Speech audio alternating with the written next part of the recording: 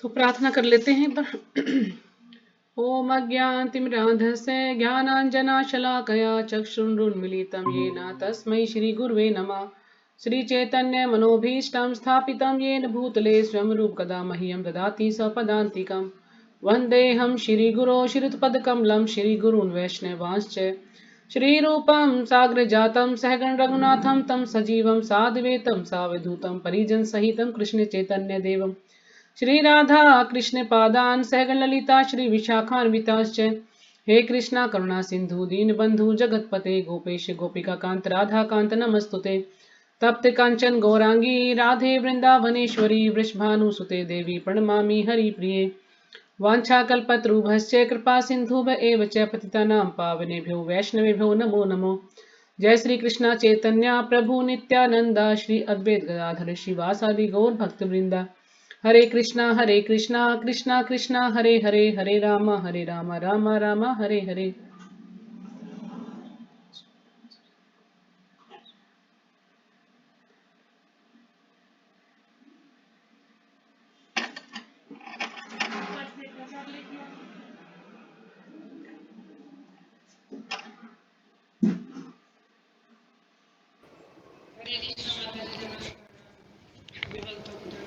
हरे कृष्णा माता जी प्रणाम। मैं अभी 1 मिनट में आती हूँ।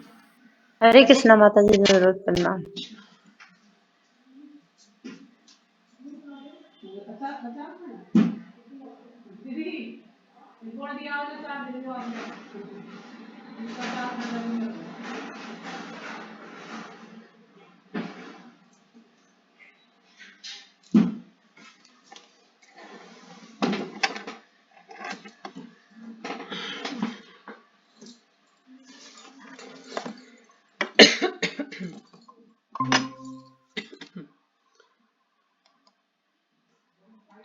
आज पूनम माता जी कहाँ गई? उन्होंने मैसेज डाला है कि मैं नहीं आऊंगी आज।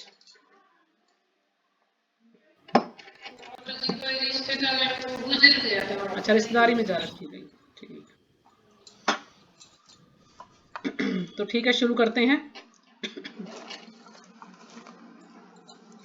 आज हमने भजन गाया था एक, ये है इस वाली बुक में है मेरे पास, वृंदावन वासियत वैष्णवेर गण। अगर आपके पास किसी के पास हो तो आप इसको गा सकते हैं। ये भजन जो है रोज गाने से अगर हमसे किसी के प्रति कोई अपराध भी हुआ होगा तो कहते वो दूर हो जाता है। कोई वैष्णव अपराध हमसे जाने अनजाने हो गया है तो वो भी इससे दूर हो जाएगा यदि ये भजन हम रोज गाएंगे तो। किताब तो नहीं है माता जी, आप इसकी फोटो खींच के भेज दूं?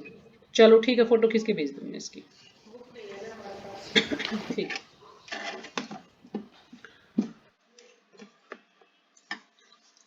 तो आज हमें करना है 30वां श्लोक, लेकिन उससे पहले हम जो कल पढ़ा था उसको थोड़ा सा रिवाइज कर लेते हैं।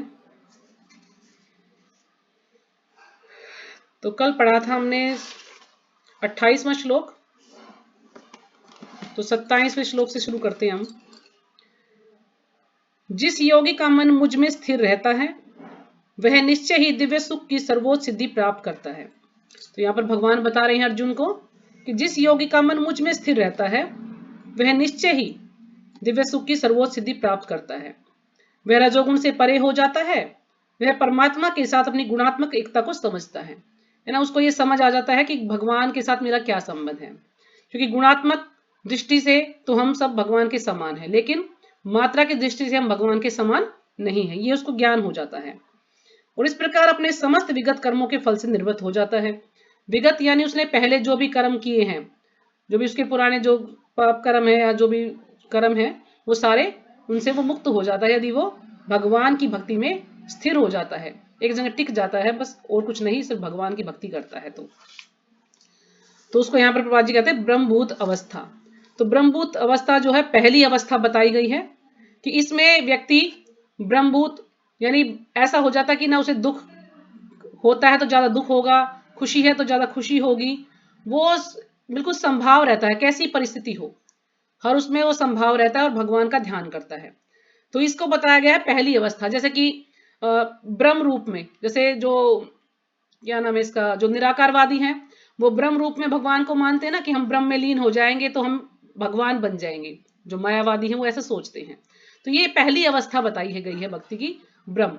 यानी ब्रह्म में वो जो है भगवान के प्रकाश, वो भगवान के प्रकाश में सोचते हैं कि हम लीन हो जाएंगे। तो ये पहली अवस्था। दूसरी अवस्था है जब योगी परमात्मा रूप में भगवान को याद करने लगे। ये तो भी ब्रह्म रूप में भगवान को याद कर रहा है, तो उसके कहेंगे ब्रह्मभूत अवस्था, पहली अवस्था। दूसरी अवस्था होगी परमात्मा में, और तीसरी अवस्था होगी कि भगवान में, कि पूरी तरह से वो भगवान में लीन हो जाएगा। तो इस प्रकार से ये अलग अलग चरण है। तो पहली अवस्था ये बताई है प्रपात जी ने इसमें, और अगली है फिर हम परमात्मा के बारे में पढ़ेंगे, और उसके बाद फिर भगवान के बारे में। तो 28वां श्लोक कल हमने किया था। इस प्रकार योगाभ्यास में निरंतर लगा रहकर आत्म संयमी योगी समस्त भौतिक कलमश से मुक्त हो जाता है। जो योगाभ्यास निरंतर लगा हुआ है, लगातार जो है योगाभ्यास कर रहा है, तो ऐसा योगी क्या करे, आत्म संयमी योगी, यानी जिसका मन कंट्रोल में है। आत्म संयमी यानी जिसका अपने ऊपर पूरा कंट्रोल है, अपने मन पर कंट्रोल है। योगी समस्त भौतिक कलमश से मुक्त हो जाता है। तो जितने भी जो भौतिक कलेश है, कष्ट है, जैसे हमारे जीव भौतिक संसार में 3 प्रकार कष्ट होते हैं, आदि दैविक, आदि भौतिक, आदि आध्यात्मिक।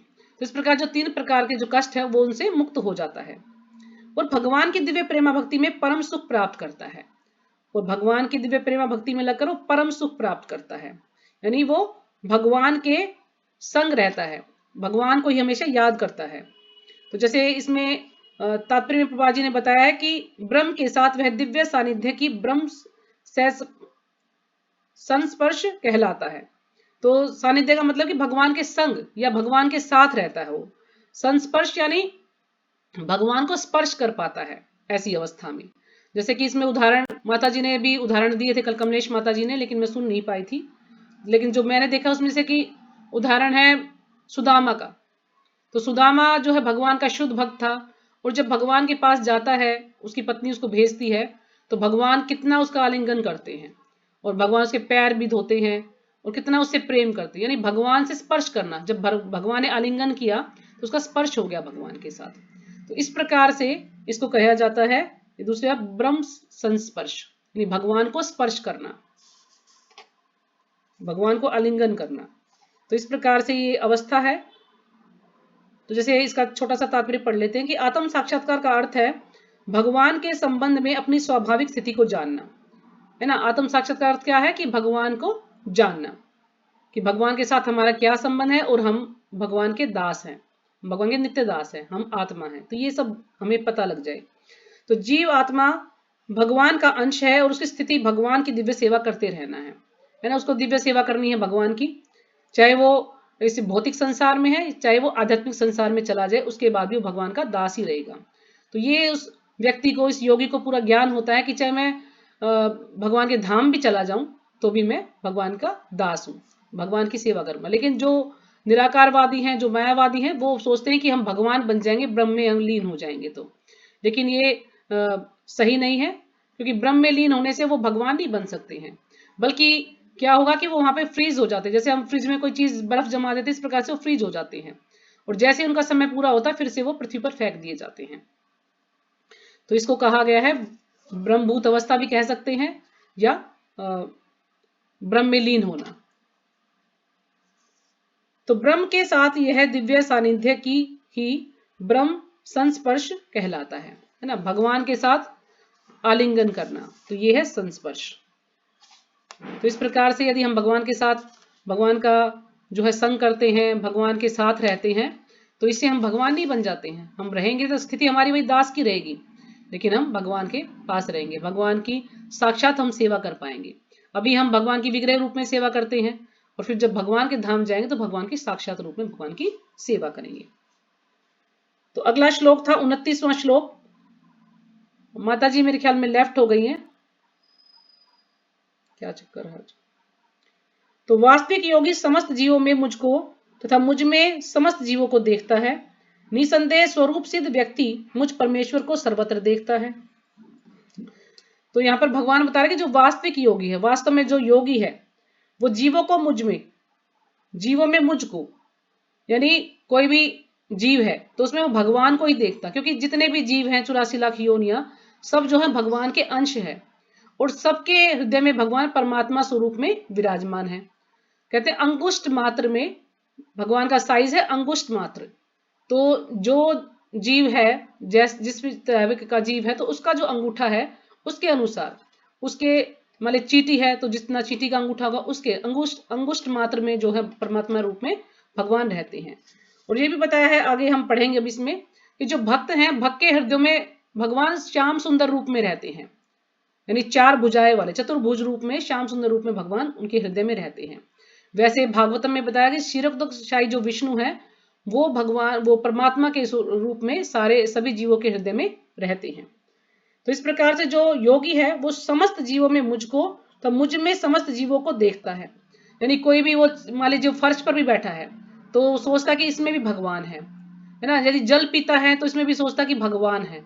हर वस्तु में भगवान को देखना, क्योंकि भगवान जब जैसे जैसे हम आगे बढ़ेंगे तो एक 7वें अध्याय में भगवान स्वयं बोलते हैं कि जो जल का स्वाद है वो मैं हूं, जो पुरुष है उनमें जो पुरुषार्थ है, जो बल है वो मैं हूं, और जैसे ऋषियों में नारद हैं तो वो मैं हूं। तो भगवान इस प्रकार से अपनी विभूतियों के बारे में बताते हैं उस अध्याय में।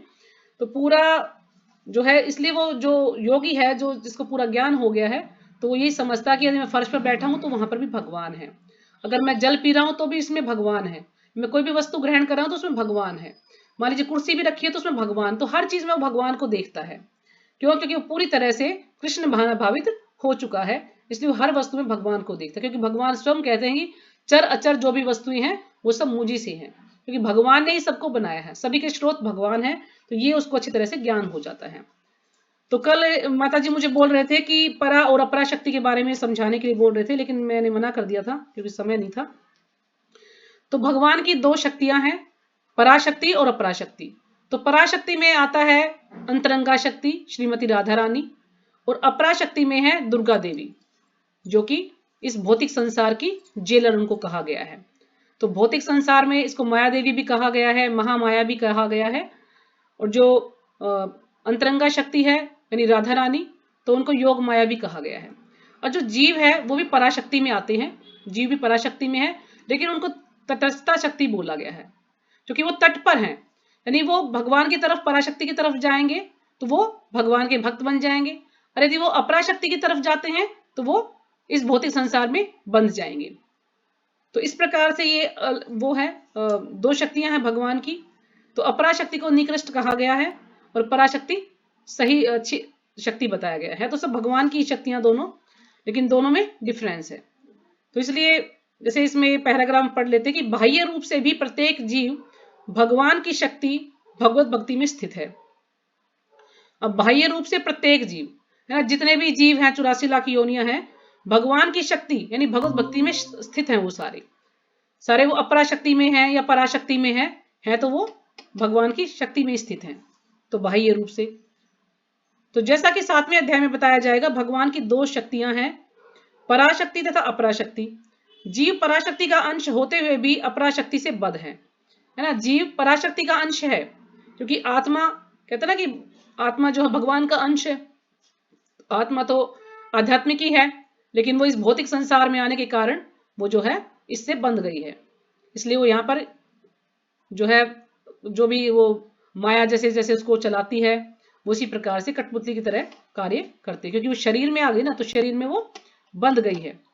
नहीं तो पहले वो आध्यात्मिक थी, लेकिन उसको इच्छा हुई कि मुझे स्वामी बनना है, तो इसलिए उसको भगवान ने पृथ्वी पर भेज दिया। न तो पराशक्ति ही है, ठीक है।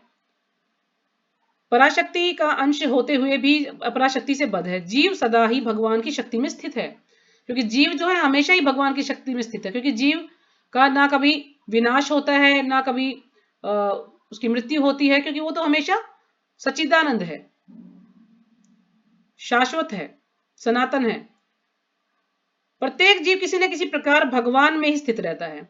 अब कोई भी जीव है भगवान में स्थित रहता है, यानी भगवान की शक्तियों में स्थित रहता है। भगवान की जो शक्तियां हैं, चाहे वो पराशक्ति में स्थित हो, भगवान के जो शुद्ध भक्त हैं वो भगवान की पराशक्ति में रहते हैं। जो शुद्ध भक्त नहीं है, जैसे हम जैसे बद्ध जीव हैं, वो हम अपराशक्ति से बंधे रहते हैं। तो इस प्रकार से सभी भगवान में ही स्थित रहते हैं। योगी समदर्शी है, क्योंकि वह देखता है कि सारे जीव अपने अपने कर्मफल के अनुसार विभिन्न स्थितियों में रहकर भगवान के दास होते हैं। लेकिन जो योगी वो समदर्शी होता है, वो सबको एक ही दृष्टि से देखता है। वो सोचता है कि चाहे ये जीव किसी भी अपने अपने कर्म फल के अनुसार, अब कोई कुत्ता बना हुआ है, कोई बिल्ली है, कोई चींटी है, कोई मनुष्य है, कोई गाय है, घोड़ा है, गधा है, तो ये सब अपने कर्मों के अनुसार सबको ये अलग अलग शरीर मिला हुआ है हम सबको। लेकिन हम क्या है, हम सब भगवान के दास हैं।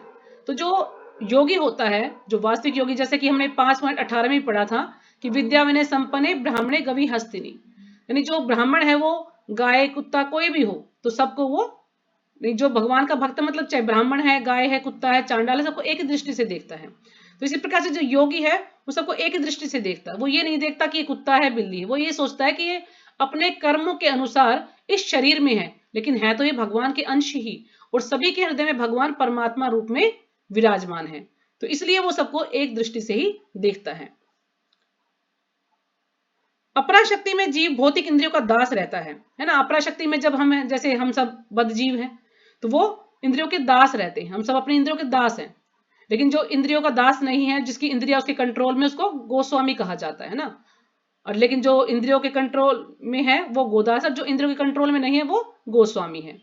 तो हम सब गोदासी हैं, हम सब इस भौतिक संसार में फंसे हुए हैं और हम इससे संघर्ष कर रहे हैं, इससे बाहर निकलने का, किस प्रकार हम अपनी इंद्रियों को जो है कंट्रोल में करें और हम भगवान की भक्ति करें और फिर भगवान के धाम जाएं। तो इस प्रकार से हम अपराशक्ति से बंधे हुए हैं। जबकि पराशक्ति में वह साक्षात परमेश्वर का दास रहता है ना। जब पराशक्ति में हम स्थित हो जाएंगे, जब भगवान के शुद्ध भक्त बन जाएंगे, तो वो फिर क्या है, वो परमेश्वर का दास रहता है, फिर वो भगवान के धाम में जाता है, भगवान की सेवा करता है। इस प्रकार प्रत्येक अवस्था में जीव ईश्वर का दास है ना। कोई भी अवस्था हो, चाहे हम भौतिक संसार में चाहे आध्यात्मिक संसार में, जीव हमेशा भगवान का दास ही रहेगा। कृष्ण भावनाभावित व्यक्ति में यह समदृष्टि पूर्ण होती है।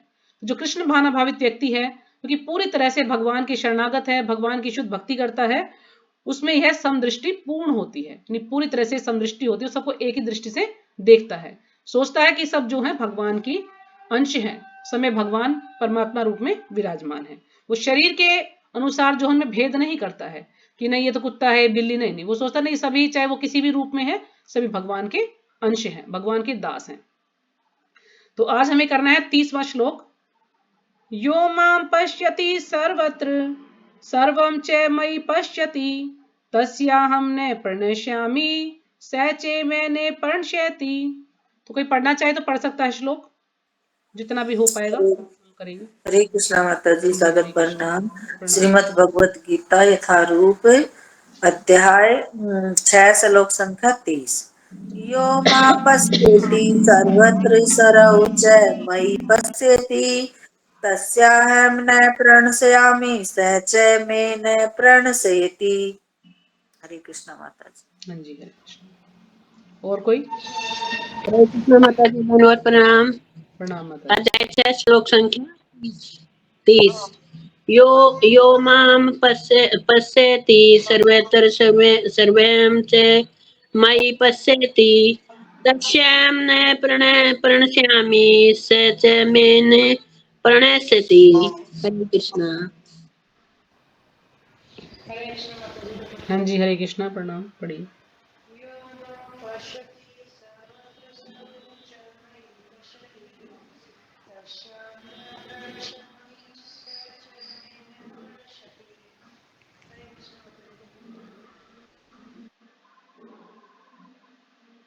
और कोई पढ़ेगा? शुरू करें। तो शब्दार्थ, यह जो मां मुझको पश्यति देखता है सर्वत्र सभी जगह, सर्वम प्रत्येक वस्तु को, च तथा मई मुझ में, पश्यति देखता है, तस्य उसके लिए, अहम मैं, न नहीं, प्रणश्यामि अदृश्य होता है, अदृश्य होता हूँ, सह वह, च भी, मैं मेरे लिए, न नहीं, प्रणश्यति अदृश्य होता है।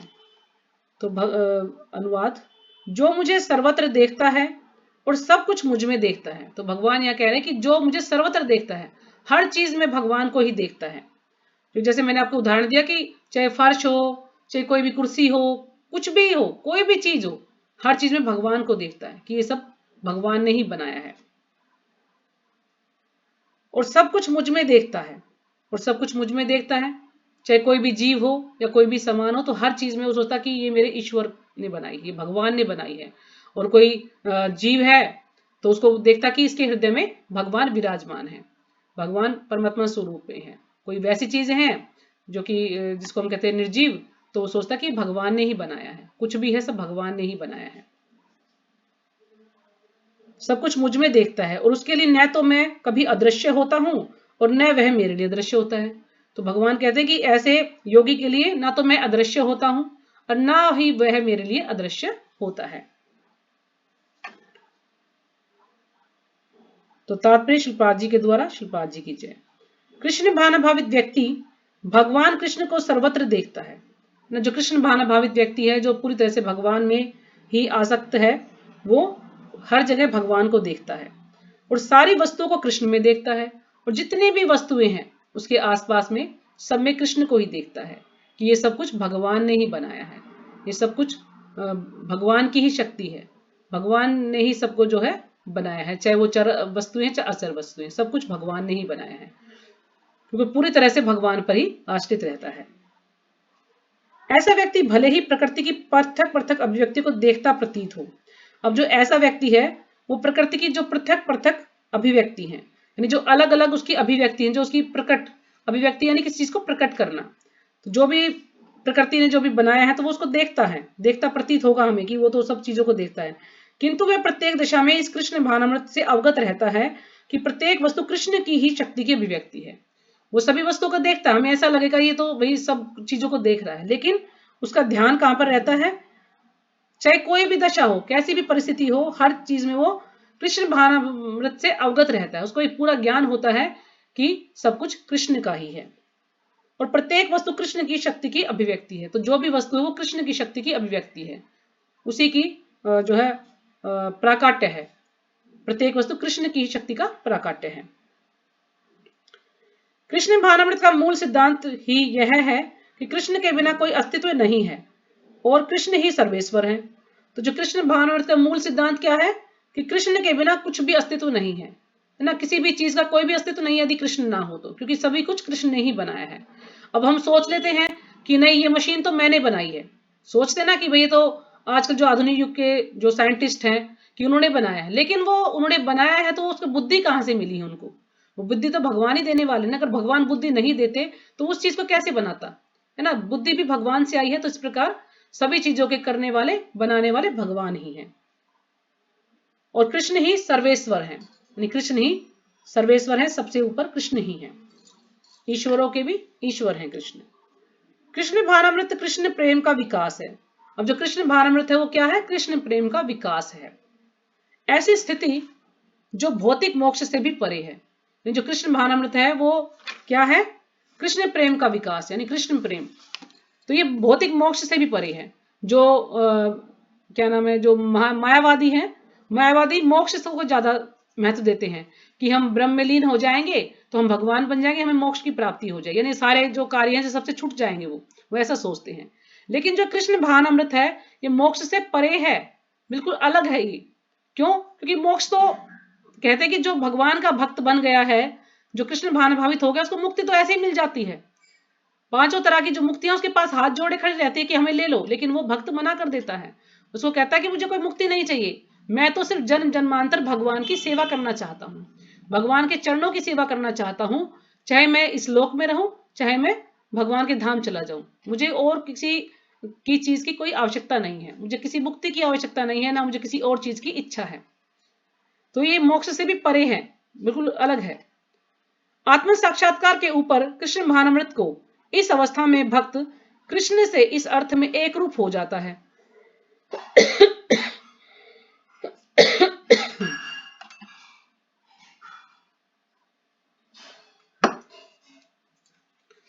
अब जो आत्म साक्षात्कार तो उसको हुआ कि मैं शरीर नहीं हूं, मैं आत्मा हूं और भगवान के साथ मेरा क्या संबंध है, लेकिन जो आत्म साक्षात्कार के ऊपर कृष्ण भावनामृत की इस अवस्था में भक्त कृष्ण से इस अर्थ में एक रूप हो जाता है। अगर हम मायावादियों की तरह से सोचें, जैसे मायावादी सोचते हैं कि भगवान में लीन हो गए तो हम भगवान बन गए, तो इस प्रकार से सोचे तो वो ये जो भक्त है ऐसी अवस्था में जो कि आत्म साक्षात्कार से ऊपर है कृष्ण भावनामृत, तो इस अवस्था में वो भगवान से एक रूप हो जाता है, एक प्रकार से वो भगवान में मिल जाता है। लेकिन वो वैसा मिलना नहीं है जैसे कि जो ब्रह्मवादी जो ये मायावादी सोचते कि भगवान में लीन हो गया। भगवान के प्रकाश में मिल गया और वो भगवान बन गया, नहीं। एक रूप का मतलब है कि वो कृष्णमय हो गया, मतलब पूरी तरह से वो कृष्ण में ही लीन हो गया, बस कृष्ण का ही हो गया, कृष्ण का ही नाम लेता है 24 घंटे। तो उसको कहते हैं कि भगवान से वो एक रूप हो जाता है। इस अर्थ में लगाएं तो, अगर हम मायावादियों की तरह से अर्थ लगाएं तो भगवान में कृष्ण में हो गया, वो भगवान का भक्त हो गया, कि उसके लिए कृष्ण ही सब कुछ हो जाते हैं। और भक्त प्रेम में कृष्ण से पूरित हो उठता है ना, उसके लिए सब कुछ कृष्ण ही हो जाते हैं। वो कुछ भी खाएगा, कुछ भी पिएगा, कुछ भी करेगा तो कृष्ण करेगा, बस कृष्ण कृष्ण ही बोलेगा सारे दिन। क्यों? क्योंकि वो सब कुछ उसके लिए कृष्ण ही हो जाते हैं, और वो कृष्ण की प्रेम में कृष्ण से पूरित हो उठता है। जो कृष्ण इतना जो प्रेम देने वाले हैं कृष्ण, वो से पूरी तरह से भर जाता है, पूर्ण हो जाता है पूरी तरह से वो। तब भगवान तथा भक्त के बीच अंतरंग संबंध स्थापित हो जाता है। जब एक भक्त इस प्रकार से हो जाता है कि वो सब कुछ कृष्ण को ही देखता है, हर चीज में कृष्ण को ही देखता है, और वो बिल्कुल कृष्णमय हो जाता है, कृष्ण की भक्ति में बिल्कुल तल्लीन हो जाता है, तो फिर क्या होता है कि भक्त के और भगवान के बीच में अंतरंग स्थापित हो जाता है। तो अंतरंग क्या है? बिल्कुल घनिष्ठ संबंध स्थापित हो जाता है भगवान में। जैसे कि गोपियां थी, गोपियां बिल्कुल भगवान की जो है घनिष्ठ भक्त थी, शुद्ध भक्त थी भगवान की वो।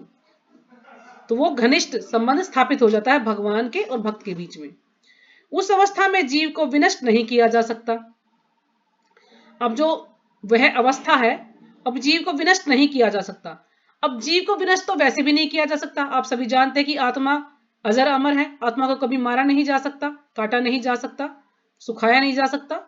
तो आत्मा तो अजर अमर है, लेकिन उस अवस्था में जीव की विनष्ट नहीं किया जा सकता। इसका क्या मतलब है कि वो जो जन्म मृत्यु के चक्र में फंसा हुआ है वो उससे बाहर निकल जाता है, उसको बार बार जन्म मृत्यु नहीं लेना पड़ता, वो इन चीजों से बिल्कुल मुक्त हो जाता है।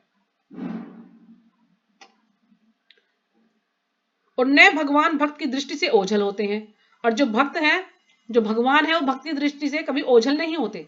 भगवान हमेशा उनके साथ रहते हैं, जो कि भगवान के शुद्ध भक्त हैं। कृष्ण में तादात्म्य होना आध्यात्मिक लय आत्मविनाश है। लेकिन जो मायावादी सोचते हैं कृष्ण में तादात्म्य होने, कृष्ण में मिल जाना, कि हम कृष्ण से एकाकार हो जाएंगे और कृष्ण में मिल जाएंगे तो हम भगवान बन जाएंगे, तो इसको यहाँ पर बताया गया कि कृष्ण में तादात्म्य होना आध्यात्मिक लय यानी आत्मविनाश है। यानी वो अपनी आत्मा का ही विनाश कर रहा है। वो सोचता कि बस मैं इसमें मिल जाऊंगा तो मैं जो है भगवान बन जाऊंगा, तो अपनी आत्मा का विनाश ही कर रहा है वो। वहां पर जाकर क्या करेगा? उसकी कोई भी उसमें प्रगति नहीं होगी, बस उसको जाकर वहां पर वो फ्रीज हो जाएगा और बस वहीं पर वो रहेगा, बस उस प्रकाश में ही रहेगा। उसको कुछ नहीं पता होगा कि क्या करना, भगवान की सेवा कैसे करनी, कुछ नहीं बस। और जैसे ही उसका समय पूरा होगा फिर से उसको पृथ्वी पर फेंक दिया जाएगा। भक्त कभी भी ऐसी विपदा नहीं उठाता, लेकिन जो भक्त है वो कभी भी ऐसा नहीं सोचता कि मैं भगवान की सेवा ना करूं, भगवान के प्रकाश में लीन हो जाऊं, बस मैं भगवान बन जाऊं, नहीं, कभी नहीं सोचता। भक्त हमेशा सोचता कि भगवान का दास हूं, मैं भगवान की सेवा करना चाहता हूं, चाहे वो आध्यात्मिक लोक में हो या भौतिक लोक में हो, उसे भगवान की सेवा करना चाहता है। तो ब्रह्म संहिता 5.38 में जो ब्रह्मा जी हैं वो बताते हैं, प्रेमांजन छुरित भक्ति विलोचनेना संतः सदैव हृदयेषु विलोकयन्ति यम श्याम सुंदर अचिंत्य गुण स्वरूपम गोविंदादि पुरुषम तहम भजामि। मैं आदि भगवान गोविंद की पूजा करता हूँ, जिनका दर्शन भक्तगण प्रेम रूपी अंजन लगे नेत्रों से करते हैं। अब अंजन क्या होता है? काजल, यानी प्रेम रूपी अंजन, प्रेम रूपी काजल उनके नेत्रों में जो है तो उससे वो लगे नेत्रों से करते हैं, जिनका दर्शन भक्तगण प्रेम रूपी अंजन लगे नेत्रों से करते हैं। यानी जो उनके नेत्र हैं उनमें प्रेम रूपी अंजन लगा है, उससे वो भगवान का दर्शन करते हैं। वे भक्त के हृदय में स्थित श्याम सुंदर रूप में देखे जाते हैं। तो जो भक्त के हृदय में बताया गया है कि भगवान श्याम सुंदर रूप में, चतुर्भुज रूप में जो है वो भक्त के हृदय में रहते हैं। तो इसका यदि हमें जानना है इसके बारे में, तो जो भागवतम का दूसरा स्कंद, दूसरा अध्याय और 8वां श्लोक में भगवान ने अपना पूरा उसमें बताया गया है इसके रूप, इस रूप के बारे में कि किस प्रकार से वो भक्तों में जो है विराजमान है। इस अवस्था में न तो भगवान कृष्ण अपने भक्त की दृष्टि से ओझल होते हैं, वो अपने भक्त की दृष्टि से कभी ओझल नहीं होते हैं, और न भक्त ही उनकी दृष्टि से ओझल हो पाते हैं। यही बात योगी के लिए भी सत्य है, क्योंकि वह अपने हृदय के भीतर परमात्मा रूप में भगवान का दर्शन करता रहता है। तो ये बात योगी के लिए भी सत्य है, क्योंकि जो योगी है वो भी भगवान का ही दर्शन करता रहता है। जब ध्यान लगाता है तो भगवान पर ही ध्यान लगाता है, अपने हृदय में ध्यान लगाता है, अपनी सारी इंद्रियों को संयमित करता है और फिर भगवान पर ध्यान लगाता है कि भगवान जो है परमात्मा स्वरूप में उस योगी के हृदय में रहते हैं। ऐसा योगी शुद्ध भक्त बन जाता है। तो ऐसा योगी भी धीरे धीरे शुद्ध भक्त बन जाता है और अपने अंदर भगवान को देखे बिना एक क्षण भी नहीं रह सकता, और अपने अंदर एक क्षण भी नहीं रह सकता जब तो भगवान का दर्शन ना कर ले। जैसे कि हमने ध्रुव महाराज का उदाहरण लिया था, तो ध्रुव महाराज ने भी ध्यान योग के द्वारा ही भगवान को प्राप्त किया था, लेकिन अब उन्हें तो कुछ ज्ञान नहीं था, तो नारद मुनि ने उनको शिक्षा दी थी कि किस प्रकार से भगवान को याद करना है, किस प्रकार से भगवान की भक्ति करनी है। और जब 6 महीने के अंदर ही ध्रुव महाराज ने इतना जो है इतनी कठिन तपस्या की कि 6 महीने भगवान उनके हृदय में विराजमान थे, वो भगवान को देख पा रही थी हृदय में। जब वो भगवान का दर्शन कर रहे थे अपने हृदय में, तो एकदम से भगवान उनको दिखने बंद हो गए और वो बड़े विचलित हो उठे, बार बार सोचने कि कहां गए, मैं जिसको देख रहा था भगवान को कहां गए। और जैसे ही उन्होंने अपनी आंखें खोली तो भगवान उनके सामने साक्षात खड़े थे। तो भगवान की लीला, भगवान ही ऐसा करते हैं ताकि जो ये भक्त जो विचलित है, ये उसकी आंखें खुलवाने के लिए भगवान ने ऐसा किया कि वो मुझे मेरा दर्शन कर पाए। और फिर जो भी उसकी इच्छाएं थी ध्रुव महाराज की, वो सारी भगवान ने पूरी की। ध्रुव महाराज ने मना भी किया कि मुझे कुछ नहीं चाहिए, जब आप मुझे मिल गए तो मुझे किसी चीज की इच्छा नहीं, लेकिन भगवान ने उनकी जो भी इच्छाएं थी वो सारी पूरी की, नहीं कि आपको राज्य करना है। तो इस प्रकार से जो भक्त है उसकी ऐसी स्थिति हो जाती है कि भगवान को यदि 1 मिनट भी भगवान उसको दिखाई ना दे तो विचलित हो जाता है वो। ये ऐसी अवस्था है, तो इसको कहा गया परमात्मा। पहले हमने पढ़ा ब्रह्मभूत अवस्था, और दूसरा है ये परमात्मा, यानी परमात्मा रूप में भगवान का दर्शन करता है। योगी भी करता है और जो भक्त है वो भी करता है। तो अगला श्लोक 31वां ले लेते हैं, हो ही जाएगा 20 मिनट अभी।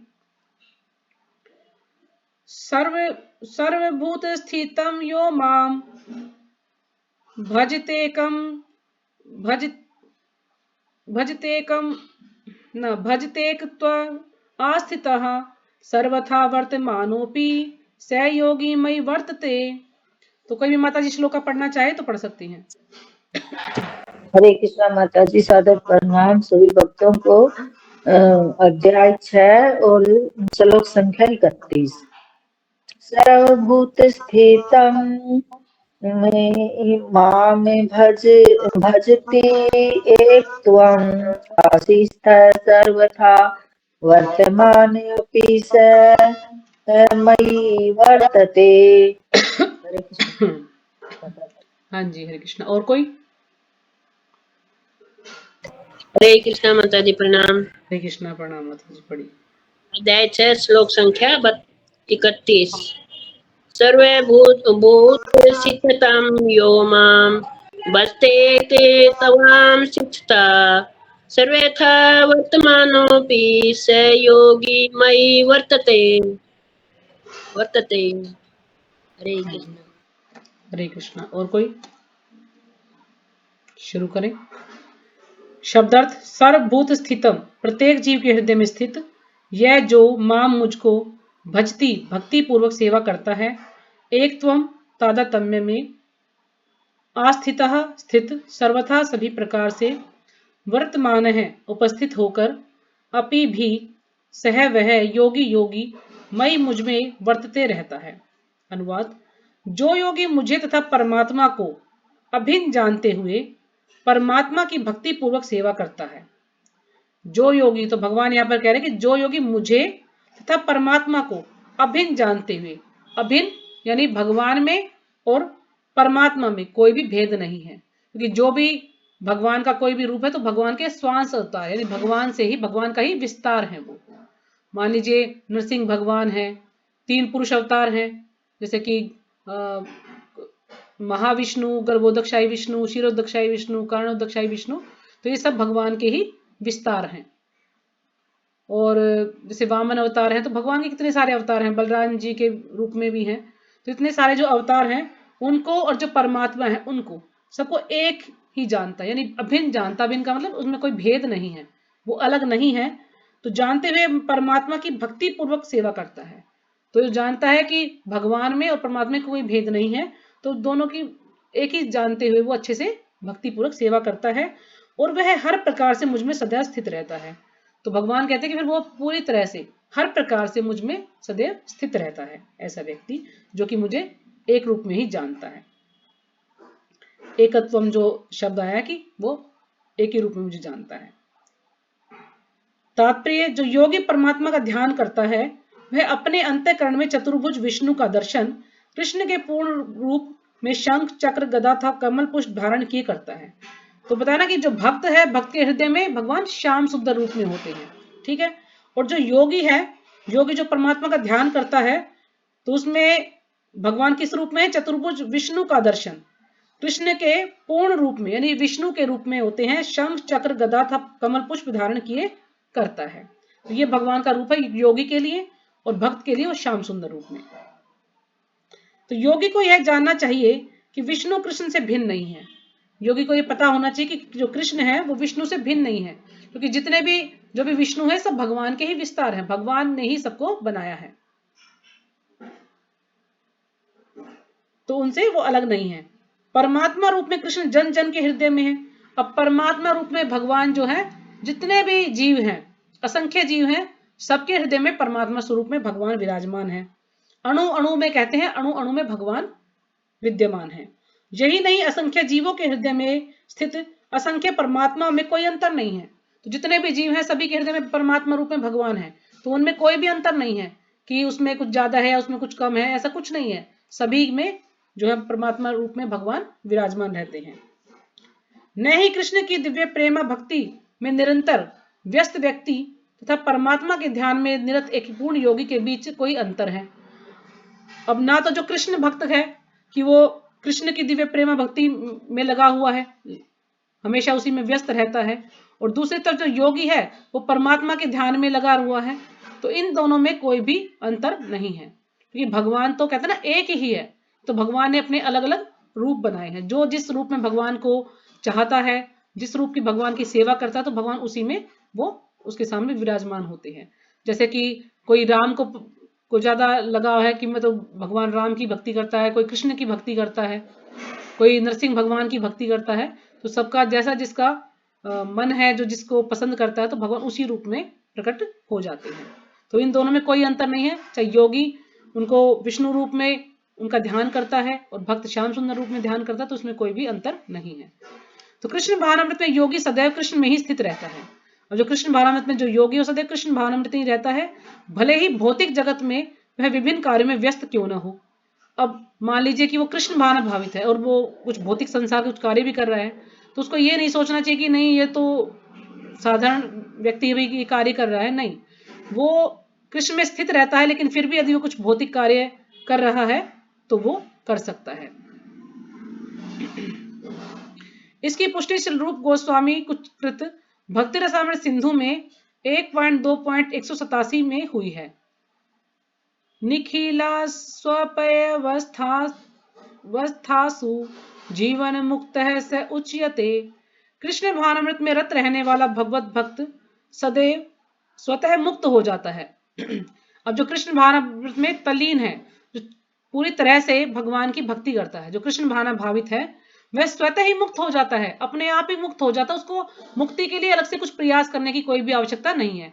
कहा जाता है जैसे ही जो भक्ति में जुड़ जाता है, समझ लो वो मुक्त ही हो जाता है। तो उसको उसके लिए मुक्ति के लिए कोई अलग से कोई भी प्रयास करने की आवश्यकता नहीं है। तो नारद पंचरात्र में इसकी पुष्टि की इस प्रकार हुई है। तो नारद पंचरात्र है एक ग्रंथ, तो उसमें इसके बारे में बताया गया है कि दिक्कालाधन वच्छिने कृष्णे चेतो विधाय च तन्मयो भवति क्षिप्रम जीवो ब्रह्मणि योजयेत। कि देश काल से अतीत तथा सर्वव्यापी श्री कृष्ण के दिव्य रूप में ध्यान एकाग्र करने से मनुष्य कृष्ण के चिंतन में तन्मय हो जाता है। कि देश काल से अतीत तथा सर्वव्यापी यानी जो भगवानों पहले से ही हैं और हमेशा सब जगह पर विराजमान है, भगवान सर्वव्यापी है, प्रत्येक जीव के हृदय में है, कण कण में भगवान है। तो उनके जो श्री कृष्ण के जो दिव्य रूप में ध्यान एकाग्र करने से मनुष्य कृष्ण के चिंतन में तन्मय हो जाता है। जब वो श्री कृष्ण के दिव्य रूप का ध्यान करता है, उनमें बिल्कुल पूरी तरह से उन्हीं में लग जाता है, एकाग्रता रहती है, एक ही तरह भगवान में ही ध्यान लगाता है, तो वह मनुष्य कृष्ण के चिंतन में तन्मय हो जाता है, पूरी तरह से तल्लीन हो जाता है, उसमें ही जो है कहते हैं ना अपनी आत्मा में रमण करता है, वो सिर्फ भगवान में ही तल्लीन रहता है, उसको और कुछ नहीं दिखाई देता, सिर्फ भगवान की भक्ति में ही उसको आनंद आता है। और तब उनके दिव्य सानिध्य की सुखी अवस्था को प्राप्त होता है, और फिर वो जो उनका जो दिव्य सानिध्य है, भगवान का जो दिव्य संग है वो करता है और सुखी अवस्था को प्राप्त होता है। तो इस प्रकार से जो योगी होता है तो भगवान के कहते हैं कि सामीप्य या सालोक्य, यानी भगवान के समीप रहता है बिल्कुल, और सालोक्य भगवान के लोक में ही रहता है, वो भगवान के पास में ही रहता है। ये मुक्तियां हैं दो प्रकार की, सामीप्य या सालोक्य। तो इन दो चीजों में वो जो है स्थित हो जाता है, क्योंकि वो चाहता है कि मैं भगवान के साथ ही रहूं, भगवान के नजदीक में रहकर भगवान की सेवा करूं। तो वो सालोक्य में या सामीप्य में जो है वो अवस्था में उसको प्राप्त होता है। लेकिन जो निराकारवादी है, मायावादी है, वो सायुज्य मुक्ति में स्थित होते हैं, यानी भगवान में लीन हो जाते हैं, तो उसको बोला जाता है सायुज्य मुक्ति में। तो सायुज्य मुक्ति में वो जाना चाहते हैं, मोक्ष की प्राप्ति करना चाहते हैं वो। योगाभ्यास में समाधि की सर्वोच्च अवस्था कृष्ण भावनामृत है। अब योगाभ्यास में जो समाधि की जो अवस्था है, हमने पहले ही पढ़ा था कि समाधि किसे कहते हैं, तो यानी पूरी तरह से सर्वोच्च अवस्था क्या है, कृष्ण भावनामृत, कि जो व्यक्ति पूरी तरह से कृष्ण भावित है वो समझ लो समाधि में ही स्थित है।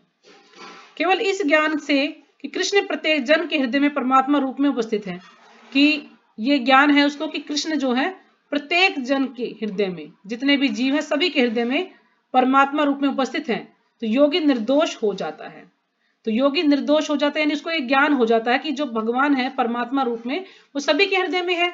तो निर्दोष हो जाने का मतलब क्या है कि वो सभी दोषों से मुक्त हो जाता है, जो भी उसके कोई दोष है, कोई अपराध है, कुछ भी है, तो उन सबसे मुक्त हो जाता है। तो इसलिए यहाँ पर प्रभुपाद जी समझा रहे कि योगी निर्दोष हो जाता है जब उसको एक ज्ञान हो जाता है। तो वेदों से गोपाल तापनी उपनिषद 1.21 भगवान की इस अचिंत्य शक्ति की पुष्टि इस प्रकार होती है। तो ये गोपाल तापनी जो है उपनिषद है, तो उसमें भगवान के अचिंत्य शक्ति की पुष्टि इस प्रकार होती है। अचिंत्य यानी वो हमारे चिंतन से परे, यानी हम उसको अपनी जो हमारी कहते हैं जड़ इंद्रियां हैं, हम उनको समझ नहीं सकते हैं। भगवान अचिंत्य यानी हम उनको समझ नहीं सकते हैं, भगवान को हमारे इंद्रियों से परे हैं भगवान। तो पुष्टि इस प्रकार होती है कि एकोपी सन बहुधा यो भवाति, यद्यपि भगवान एक है किंतु वह जितने सारे हृदय हैं उनमें उपस्थित रहता है। भगवान एक है लेकिन जितने भी हृदय यानी जितनी भी जीवात्माएं हैं सबके हृदय में भगवान विराजमान है। तो इसी प्रकार स्मृति शास्त्र का भी कथन है। तो जो स्मृति शास्त्र है उसका भी ये कथन है, और जो ब्रह्म संहिता में 5.37वां श्लोक है उसमें भी ये सब जो है बताया गया है भगवान के बारे में। तो ये स्मृति शास्त्र में बताया है श्लोक, एक एव परो विष्णु सर्वव्यापी न संचया ऐश्वर्य याद रूप में कम च सूर्यवत बहुधेते, कि विष्णु एक है फिर भी वे सर्वव्यापी हैं, है ना। भगवान एक है लेकिन फिर भी वो हर जगह विराजमान है, पूरे ब्रह्मांड में जितने भी ब्रह्मांड हैं, लोक हैं, सब जगह जो है भगवान विराजमान है, वो सर्वव्यापी है, सब जगह है। एक रूप होते हुए भी वे अपने अचिंत्य शक्ति से सर्वत्र उपस्थित रहते हैं। तो जो उनकी अचिंत्य शक्ति है, जो कि अद्भुत शक्ति है, वो उनसे हमेशा हर जगह उपस्थित रहते हैं। जिस प्रकार सूर्य एक ही समय अनेक स्थानों में दिखता है। अब सूर्य हमें भी दिखता है ना, सूर्य एक है लेकिन वो हर स्थान में दिखता है। तो इसी प्रकार से जो भगवान है, भगवान भी एक है और वो हर स्थान में दिखते हैं। तो ये बताया जाता है कि जो सूर्य का जो प्रकाश है उसको ब्रह्म से उसकी तुलना की गई है। सूर्य के प्रकाश से, जो ब्रह्म तेज में जो मायावादी लीन होना चाहते हैं, सूर्य के प्रकाश से उसकी जो है तुलना की गई है। और जो परमात्मा है वो सूर्य की सतह से, जो सूर्य है वो एक गोल दिखाई देता है तो उससे उसकी तुलना की गई है। और जो सूर्य देव स्वयं सूर्यलोक क्या है, उसकी तुलना की गई है भगवान से। तो इस प्रकार से तीन अलग अलग रूपों में उनसे तुलना की। वैसे तो भगवान से ऊपर कोई नहीं है, लेकिन ये समझाने के लिए, उदाहरण के लिए सूर्य का एग्जाम्पल लिया गया है कि जैसे सूर्य का जो प्रकाश है, जिस तरह से सूर्य एक है और हर जगह दिखता है, तो इसी प्रकार से भगवान है वो भी एक है, लेकिन वो पूरे कण कण में भगवान है, अणु अणु में भगवान है, पूरे ब्रह्मांड में भगवान जो है विराजमान है। सब कुछ करने वाले भगवान ही है। तो जो व्यक्ति इस चीज को समझ जाता है वो वास्तव में योगी है। तो ठीक है, यहीं पे विराम करें माता जी। क्योंकि और श्लोक तो नहीं हो पाएगा शायद, या और ले अगला श्लोक। हरे कृष्णा माता जी, कोई बोलेगा कि और करें या यहीं पे विराम करें? हरे कृष्णा माता जी विराम कर लेते हैं, अब कल ठीक है, करते हैं। ठीक है, ठीक। तो कल आदिल्ला माता जी क्लास करेंगे, तो आप सब समय से आना। हरे कृष्णा माता जी, कई दिन म्यूट नहीं खुला है म्यूट नहीं खुला तो ठीक नहीं म्यूट नहीं खुला। बोला।